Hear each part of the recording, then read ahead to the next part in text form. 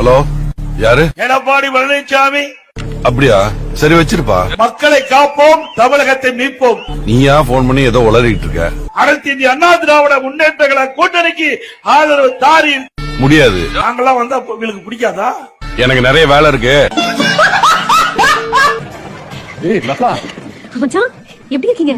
நல்லா இருக்கேன். நீ எப்படி இருக்க? அதான் இருக்கேன். பார்த்துதானே இருக்கேன். வீட்டுல எப்படி இருக்காரு? இருக்காரு. வேலைக்கும் போறதில்ல, வீட்டுக்கும் வரதில்ல, டிவிக்கே. இப்ப அப்படிதான் சுத்திட்டு இருக்காரு. கேட்டா விஜய் தான் மாசுன்னு சொல்றாரு. தற்குறியேன்னு தோணும்.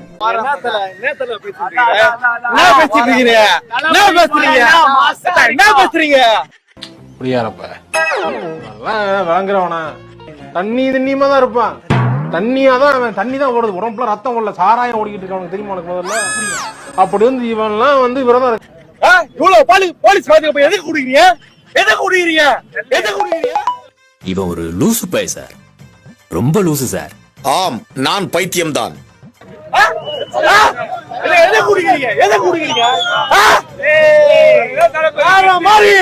விஜய்க்கு அரசியல்ல ஒரு மண்ணும் தெரியாது. விஜய் ஒரு அரசியல் தற்குறி.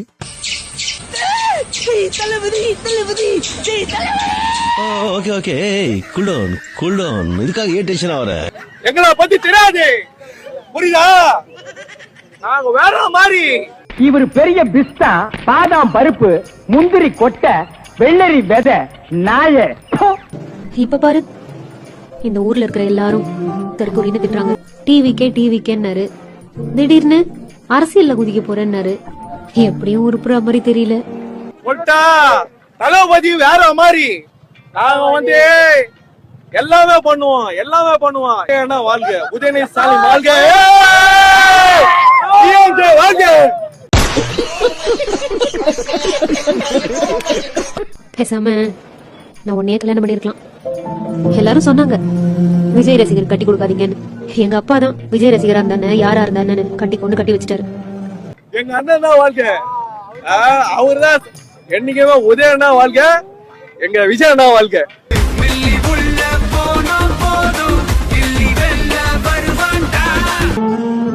கரூர் சம்பவத்துக்கு அப்புறமும் இப்படிதான் இருக்காரா? ஐயோ, என்ன பாரு, கல்யாணத்துக்கு வந்தவங்க கிட்ட போய் தாவேக்கான்னு பேசிட்டு இருக்கேன். சாரி மச்சான்.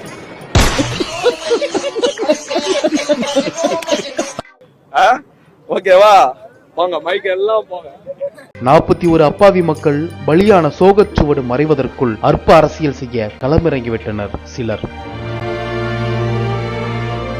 இனிமேலும் தாவேகாவுக்கு ஒரு தமிழ்நாட்டு மக்கள் ஓட்டு போட்டானா அவனை மாதிரி ஒரு முட்டாள் எவனும் கிடையாது. தாவேகாவுக்கு ஓட்டு போடுறான் அப்படின்னா, விஜய்க்கு ஓட்டு போடுறான்னா அவனை மாதிரி ஒரு முட்டாள் எவனும் கிடையாது.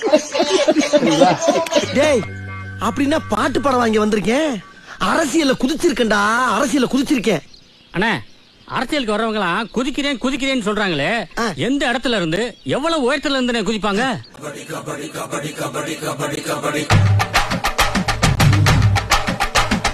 யார் இன்டெலக்சுவல்?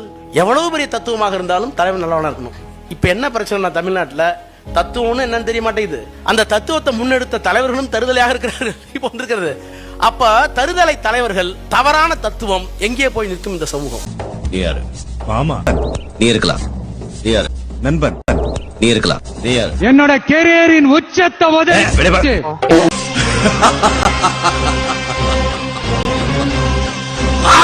யாராவது மேல அதிகாரி ஊமத்துல எங்க இருக்கா? ஒரு கலவரத்தை வித்தியாசமா அடக்க போயிருக்காரு சொல்லு. 12 மணிக்கு கூட்டம் அறிவிச்சு 3 மணிக்கு லெட்டர் கொடுத்துருக்கீங்க. நீங்களே பவரை கட் பண்ணி சொல்லி லெட்டர் கொடுத்துருக்கீங்க. ஆனா நீங்களே வந்து 7 மணி நேரம் லேட்டா வந்திருக்கீங்க. லேட்டா வந்தது இல்லாம 500 மீட்டருக்கு முன்னாடியே வண்டிக்குள்ள போயிட்டீங்க. 500 மீட்டர் வரைக்கும் வண்டிக்கு வெளியில வரல, வண்டிக்கு மேலையும் வரல. கூட்ட நெரிசல் இருக்குன்னு காவல்துறை சொல்லியும் வண்டிக்குள்ள கூட்ட நெரிசலுக்குள்ள வண்டியை கொண்டு போய் உள்ள சேர்த்திருக்கிறீங்க. உங்களுடைய பாதுகாவலரோ உதவியாளரோ மேல வந்து பொதுமக்கள் வந்து பாதிக்கிறாங்க, பெண்கள் சாஞ்சி விழுங்குறாங்கன்னு சொன்னதுக்கு அப்புறமும் நீங்க பேச்ச தொடர்றீங்க. நீங்களே ஆம்புலன்ஸை கூப்பிடுறீங்க. ஆம்புலன்ஸ் வந்த பிறகு நீங்க போறியா நண்பான்னு கேக்குறீங்க. அந்த ஆம்புலன்ஸை நீங்களே அனுப்புறீங்க. அங்க ஆம்புலன்ஸ் எங்க இருந்து வந்ததுன்னு நீங்களும் ஒரு கேள்வி கேக்குறீங்க. இது எல்லாம் யாரு? நீ கேட்ட ஒவ்வொரு கேள்வி மாதிரி இல்ல, உண்மையிலே செருப்பாலதான்.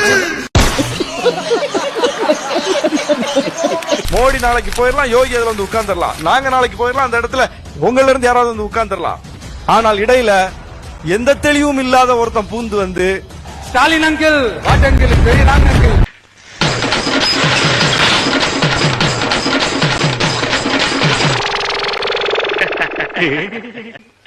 அண்ணே கடையை போட்டுட்டு அங்கிட்டு ஓடுறானே. கூட்டிட்டு அங்கிட்டு ஓடுறானா?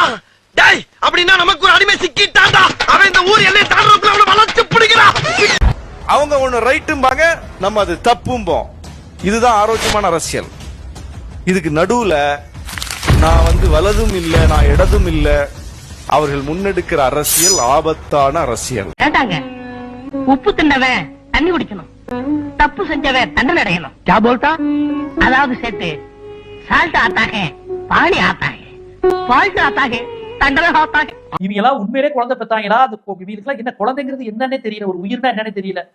இப்ப என்ன எனக்கு ஒண்ணும் புரியல. குழந்தை பாசத்தை விட விஜய் மோகம் தான் அதிகம் இருக்குன்னா இவங்க எல்லாம் யாரு? இல்ல அந்த 20 லட்சம் ரூபாய் பேச வைக்குதா? ஏன்னா 20 லட்சம் கவர்மெண்ட் ஒரு 10 லட்சம், அப்புறம் பாஜக கமலஹாசன் எல்லாருமே ஒரு லட்சம், அந்த 35-40 லட்சம் வந்துரும் போல. அவங்க என்ன பாக்குறாங்க? குழந்தை போனா போயிட்டு போகுது, அந்த குழந்தை செலவு தானே எனக்கு. பேட்டியை முடிக்கிறக்குள்ள என் வேட்டியை உரி உள்ள இருக்க போட்டி எடுத்தாலும் எடுப்பாங்க. இப்ப 40 லட்சம் ரூபாய் வந்துருச்சுல. இவ்வளவு கேவலமா மனித உயிர்களை பார்க்கின்ற அரசியல்வாதிகளும் பணக்காரர்களும் வந்து விட்டார்கள் என்றால் இந்த சமூகம் எதை நோக்கி போகிறது? மனித உயிருக்கு மரியாதை கிடையாது, மனித மனங்களுக்கு மரியாதை கிடையாது, சமூக அற விழுமியங்களுக்கு மரியாதை கிடையாது. சரி, நடந்து போச்சு, பணம் தந்துருவேல. இந்த தடவை நீங்க தான் ஜெயிப்பீங்க. என் பிள்ளைங்க 41 உயிர் போயிருக்கு. நான் ஒரு முளை கயிறு தருகிறேன், அதை வாங்கி கொண்டு போய் ஒத்த புளிய மரத்தில் தூக்கில் தொங்குங்கள். நல்லா கேட்டுக்கங்க, இந்த ரூம் கிட்ட வந்து சத்தரிப்பு போட்டாதீங்க. யாரா தவள? தளபதி தளபதி ஜெய் தளபதி தளபதி ஜெய் தலைவன் அப்படிங்கிறவங்க நீங்க என்ன டெஃபினேஷனுக்குள்ள வைக்கிறீங்க? விட்டு பிரிந்த நம் சொந்தங்களுக்கு அஞ்சலி செலுத்தும் வகையில் நம் கழக தலைவர் அவர்களின் அறிவுறுத்தலின்படி இந்த ஆண்டு கழகத்தின் சார்பில் யாரும் தீபாவளி பண்டிகையை கொண்டாட வேண்டாம் என கேட்டுக்கொள்கிறோம் என்று ஒரு அறிவிப்பை வெளியிட்டு இருக்கிறது தமிழக வெற்றி கழகத்தின் தலைமையகம். அவன் கிடக்கிறான்டா மயிராண்டி. சத்தியத்தை பேசும், சாத்தியத்தை பேசும், கொள்கையை பேசும், கோட்பாட்டை பேசும்.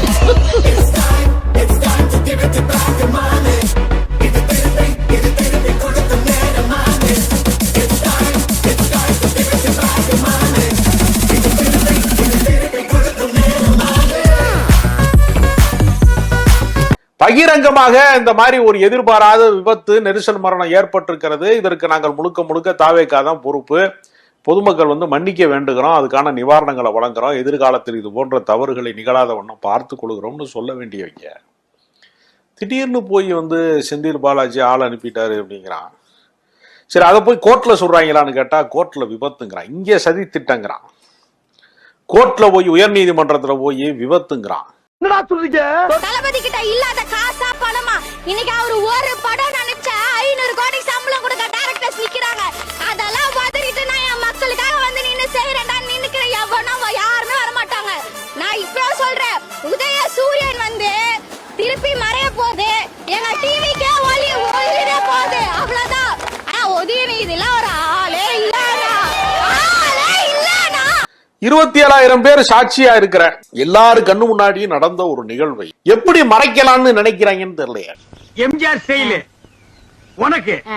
டேய், ஓ மூஞ்சி கொஞ்சம் கண்ணாடியில பாரு, அப்படியே ஜனங்கட கொஞ்சம் காட்டு. இங்க பாருங்க, டேய், அந்த ஸ்டைல் உலகத்துல அவர் ஒருத்தருக்கு தான் வரும், வேற யாருக்குமே வராது. அதுக்கு நீ ஆசைப்படாத. நீங்க எல்லாரும் இப்போ பாசமா தற்குறி ஜெனரேஷன், தற்குறி தலைமுறைன்னு அழைக்கப்படுற ஒரு ஜெனரேஷன்ல இருந்து வர இங்க சித்தாந்தத்தையே நீங்க வலுப்படுத்தல எங்க ஜெனரேஷன்ல, அப்புறம் எங்களை தற்குறின்னு மட்டும் சொல்றது எந்த விதத்துல நியாயம்? காலுக்கு கீழே ஒருத்தர் மயங்கி கிடக்கும் போது அவங்க மேல ஏறி நின்னு நான் பார்க்க வந்த ஒருத்தரை பாப்பேன். தமிழ்நாட்டு அரசியல்ல வெவ்வேறு கட்சி இருக்கு, ஆனா எந்த அரசியலும் இப்படிப்பட்ட கல்ட்டு மனோபாவத்தில் உள்ளது அல்ல. நீ கனவு கண்டுகிட்டு இருக்கிற புரட்சி இயக்கம் இதெல்லாம் என்னைக்கோ நீத்து போச்சு. உனக்கு சித்தாந்தம் கத்து கொடுத்த பெரியவங்க எல்லாம் செத்து போயிட்டாங்க, பாதி பேர் ரிட்டையர் ஆயிட்டாங்க. இப்ப மிச்சம் இருக்கிறது ஒன்ன மாதிரி ஆளுங்க தான். பொறுக்கிக்கும் போராளிக்கும் கலப்பு திருமணம் செஞ்சதுல பிறந்த புள்ள நீ. உனக்கு அப்புறம் இருக்கிற சந்ததியை ஒத்துப்பார். சினிமா பார்த்து வளர்ந்த பலகீனமான கூட்டம் தான் தெரியும்.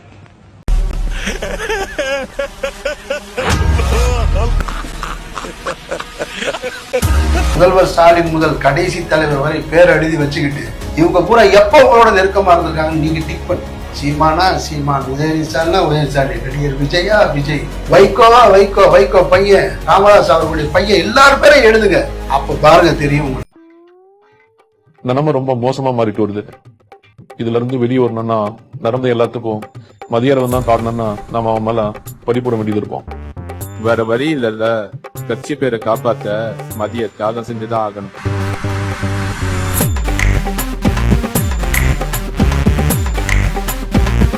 என்ன தீவிர டிஸ்கஷன்? யாரோ பலியாடுன்னு காதுல விடுச்சு.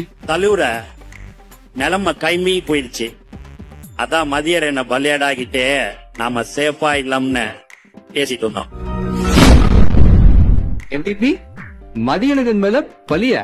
எது கரூர்ல வந்த கூட்டம் எனக்காகவா இல்ல அவனை பார்க்கவா?